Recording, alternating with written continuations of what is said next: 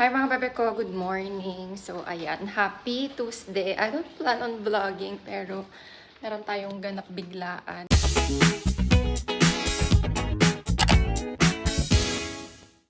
Yan muna kayo, magpa-plancha tayo. Ayan. Kasi bebe boy had like accident? No. Nose bleeding. And lahat ng damit ng dugo napunta sa t-shirt niya.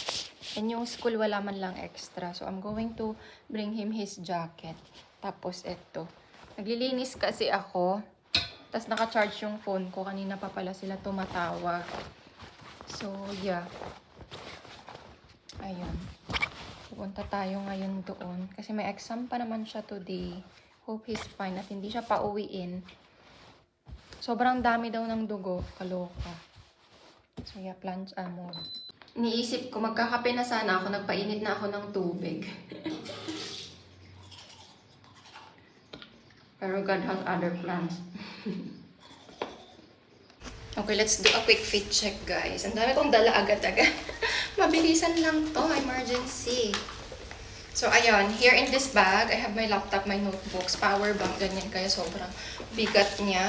And dito sa bag ni Bebe Boy, I have his school jacket kasi hindi na niya dinadala at mainit na. Pero sabi niya gusto niya pang cover lang. Pero sabi ko hindi. Nadala kita ng uniform and also wipes. So, ayun. Wait lang, parang may mga stapler nakakaloka. Nakakaloka kasi dun sa Carrefour, diba? Isasara nila kahit na eco bag. Yung tuloy. Ano siya? And the fit is just a very, mabilisan. Gawa ng ang nanay na ito ay nagpapanik. So, yun.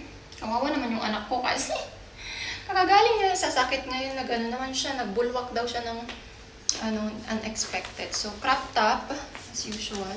Tapos, yung aking fluid pants from Carrefour. Tapos, flats. So, yan. Let's go, guys. Omniva. Guys, buti na lang hindi pa ako nakakaalis. OMG. There is a delivery right there. Asan na siya? Ayun. Kasi neto to, ano to siya? Oh my gosh. So yeah, para siyang person. Oh my goodness. Wait lang. Alis pa naman na sana ako. Ayan siya. Na-challenge naman ang person. Ang bigat. OMG. Paalis na ako, tapos bigla siyang nag-send location, sister. I'm in the area. Ayun.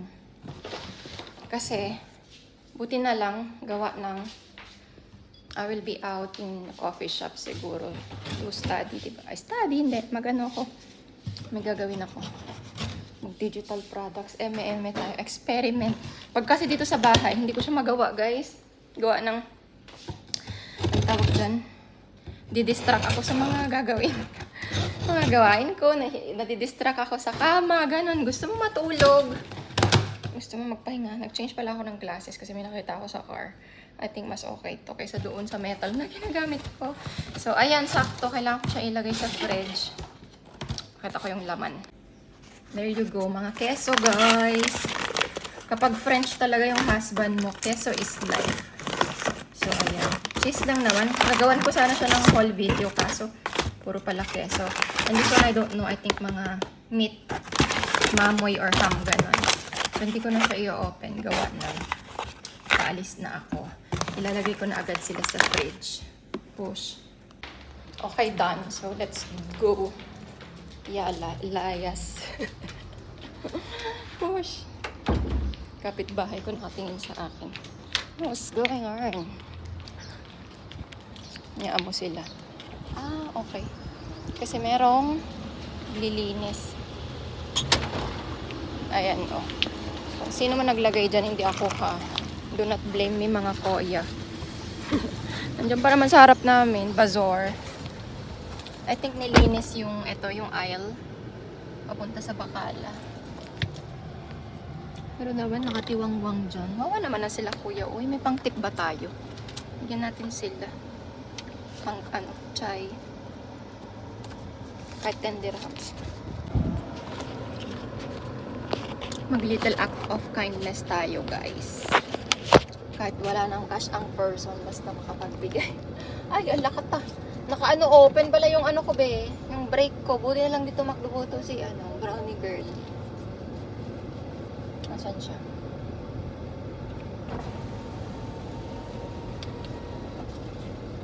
Brother.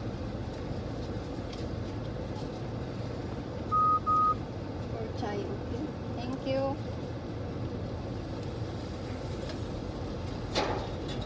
Maliit na bagay ka. Pero kailangan kong jumayas kasi late pa tayo sa napag-usapan. Charot. Hindi. Third period pa naman yung exam ni Bebe Boy. Pero hindi siya pwede magstay sa clinic. Pumasok na lang siya na natuyo na lang yung blood siguro sa kasi time check it's almost 8. So rush. Takbuhin natin na.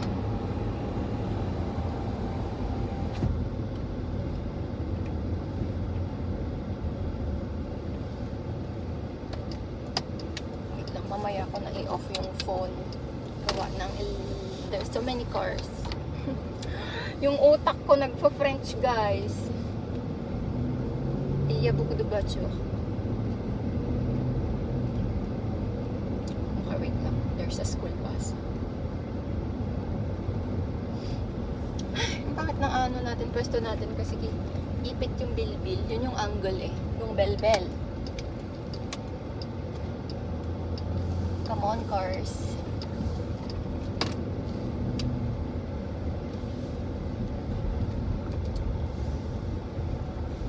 Ayoko pa naman sanang lumabas today. I'm planning to do a lot of random things. Tapos ang ending, wala. Iba yung plano ng universe. Lumabas ka, mag-aral ka. Yes, sana. May dahilan lang para magkape sa labas. Oh, bakit?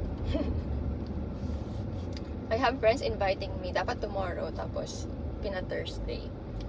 So, yeah, that's the ganap of a person. Kapag may emergency talaga, kailangan alert.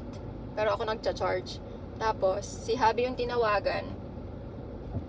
Tapos, tinatawagan ako ni Habi, hindi ako sumasagot. Tapos yung tumatawag yung school, ng paulit-ulit, pero WhatsApp. Naglilinis ako. So, hindi ko narinig. And after 10 minutes ko palang nabasa. And ngayon, takbo. Why not? 7:30 kanina. So, nabasa ko siya. Ay, nag-message si Habi. Ano ba? Basta ganoon. Ba yan tong housewife na to, hindi maasahan. Charot. Yung bang traffic, guys? Ayun o. Pero traffic light naman. Medyo mabigat yung bag ko, so I'll just carry my keys. Kailangan ko lang siyang pagdugtong-dugtungin. Is pangit tayo for today's video. Haggard ng person, hindi naligo. Sinong maliligo sa ganitong ayos? Oy, kailangan ka na ng anak mo. Kaya, cancel ligo. Ganon. O, si Mr. Sun. Yeah. I think may mga na-late. I forgot to bring perfume for Bebe Boy. Pero ako kasi nagbisik-bisik na ako kanina. Nakalimutan ko naman i-diretso sa bag ko. Ay, ganda ng araw. Para ka nang kukunin. Charot. Ayan o. Laban. Ilaban mo yun, Irina. Ilaban natin to. Charis. Ala ka. Nagpapanik ako. Dinadaan ko lang sa Wait. Check natin sa Bebe Boy. Ikaw naman yung anak ko. Uy.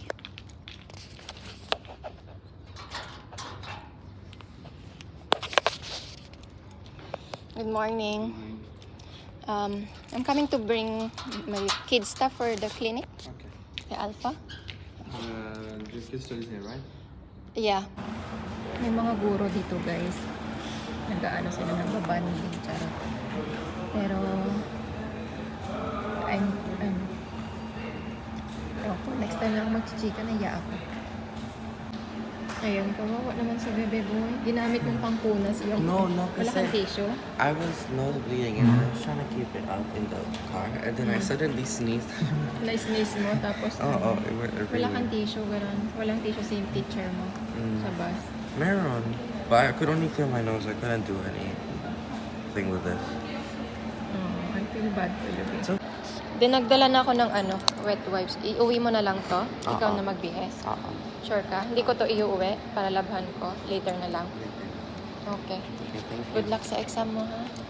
So, next time, sabihin mo yung sabihan mo yung mga nurse to provide something for They have adult. aid kit there, but our bus teacher didn't know how to use it. So The what? mayroon aid kit sa bus. So it has everything in it. No, extra clothes ba? They should provide at least kahit PE na Meron, they have a floss and fun there. Like, I know. mabaho. No, hindi mabaho. Like, the ones I checked, they were Mm. only like, children's size. Children's size. Eh, kahit na, dapat they provide extra, no? Ha, tell them, ha? You raise the awareness. Okay na yan. Akala ko naman bulwak na Okay lang yan. What time exam mo? 10? Bye.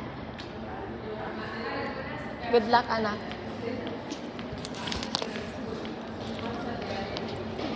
Miss, thank you. Thank you so much. So, ayan. Yun lang naman yung comment ko, yung ganon. Pero meron naman sila, pero not expected lang talaga siguro sa mga bigger kids.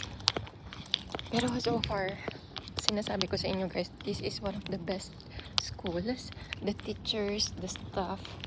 Hi. Done now? Done. Is he okay? Yeah, but in the bus, he used his clothes for Okay. the nosebleed. Thank you so much. Bye-bye. So, yeah.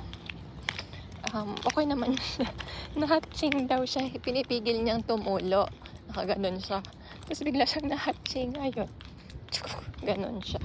So, sabi ko? Isa to sa pinaka-best school. Kapag titignan niyo yung social media ng school na to, guys. Very active. The teachers are very fun.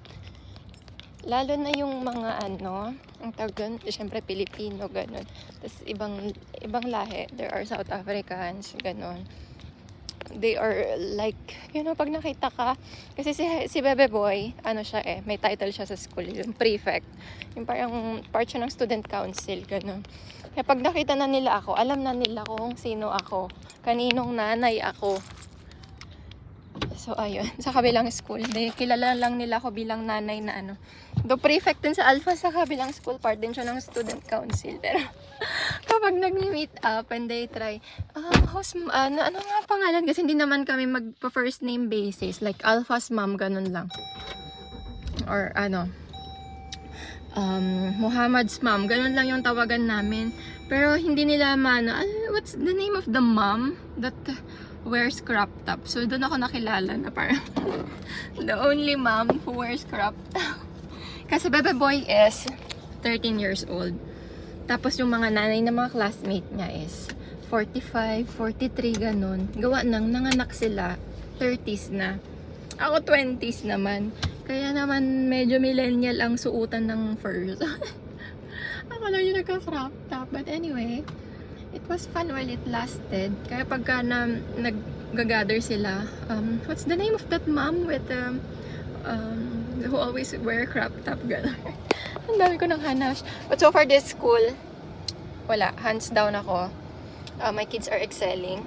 Especially Bebe Girl. Si Bebe Boy din, he is sometimes medyo naughty siya. Nasa naughty side siya, nasa chismosa side siya. Kasi machika kasi yung person. So, ayun.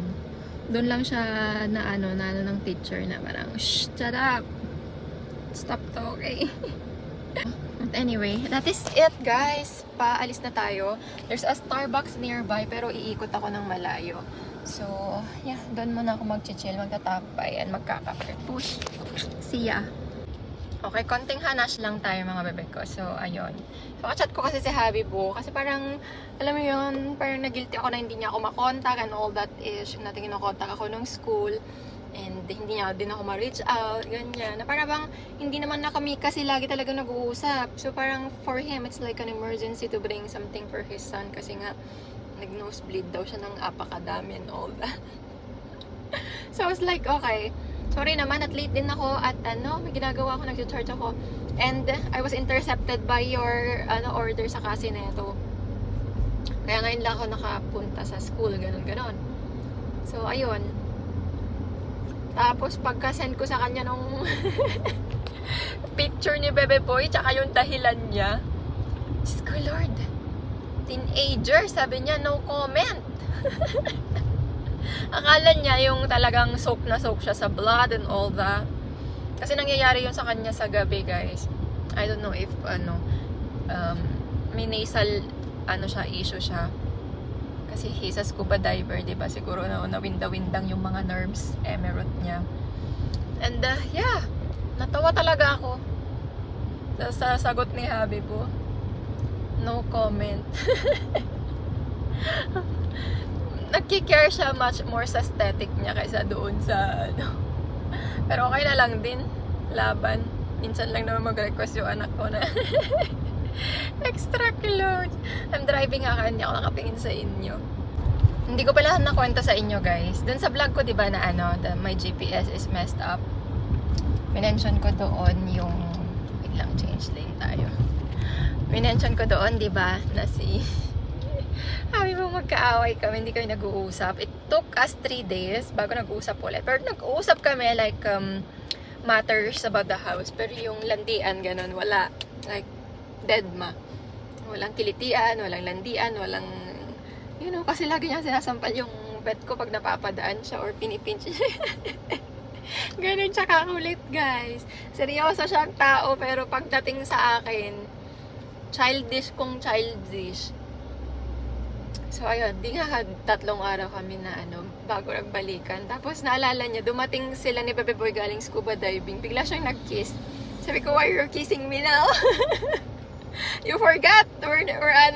We're not talking kasi natulog ako kay Bebe Girl ng 2 nights. Bahala siya, hindi ko siya kinausap. Sabi niya, oh yeah. Sabi niya ganun, I take it back. Tapos nagtawanan kami and that's it. Bati na agad-agad, walang sorry. And the funny thing is, after that, hanggang ngayon nag-aaway na kami over petty things. Like yung sapatos niya na hindi niya mahanap. Nawala naman talaga. Sabi ko, it doesn't exist. Kasi yung last nakita niya is 5 years ago pa daw. Sabi ko, saan ko hahanapin? Saan ko kakalkalin? Nakakaloka ka. So, ayun. Meron daw siyang ganun. Sabi ko, yeah, you have it in your dreams. Napanaginipan mo lang siguro na may ganun kang sapatos pero wala naman talaga. Gusto mo lang akong buisitin and asarin. So, from then on, parang parang eto. Kapag hindi ko na siya sinagot, parang kasalanan ko, ganun. Emergency. Ang mga petty things talaga, promise. Pag may asawa kayong over, ang hirap. Ang tagal din kasi namin hindi nag-aaway. Kaya ngayon na nabutasan, tuloy-tuloy. Guys, may katangahan tayo. Kanina, chika ako ng chika, tapos nag-change lane ako. Nakalimutan ko na pa-Starbucks pala ako. Ngayon ang ending, nandito na ako sa bahay. Visit! Nakalimutan ko, magkakape pala ako sa labas. Na-distract kasi ako, nakakaloka. Kasi pagka-change lane ko, nag-change lane ulit ako. Tapos nakalimutan ko na doon pa lang side yung star pa. Eme! Yan mo na. Nakauwi na ako. So, dito na talaga ako sa bahay. Nakakaloka. Pero we have to do something. But anyway, that is it for this morning vlog. Time check, it's 8:55. O, diba? Ang tagal ko pala doon. So, ayan. Tagal kasi lumabas ni Bebe Boy sa class niya. Siguro may ginagawa sila. But anyway, ayun na, nakauwi na tayo. 8:55 na. And mag-end na ako ng vlog. Next vlog na lang ulit kasi ang dami kong chika. For sure, humaba na naman to siya mga bebe ko. So, see you! Bye!